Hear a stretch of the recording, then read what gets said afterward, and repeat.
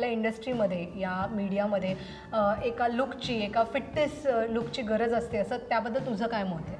Fitness मला वाटतं की कुठल्याही इंडस्ट्रीमध्ये तुम्ही असा ते गरजेचंच आहे.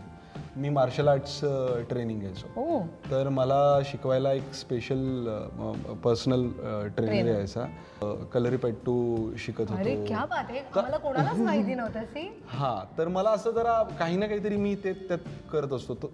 तसा मी ॲक्टिव्ह आहे, त्याच्यामुळे काही ना काहीतरी मला वाटतं की बॉडी तुमची फिट असली पाहिजे. तुम्ही काहीही करा. आणि मला कधीच अशी खूप बल्की बॉडी करायची नव्हती की जेणेकरून मी अडकीन. मला सगळ्या पद्धतीचे रोल करता येतील अशाच पद्धतीचं मला बॉडी स्ट्रक्चर आवडतं. म्हणजे म्हणूनच मी आनंदी गोपाळच्या वेळेसही मला फक्त कमी करायची होती बॉडी. बरोबर. आणि ती मी जिम सोडली की होतो.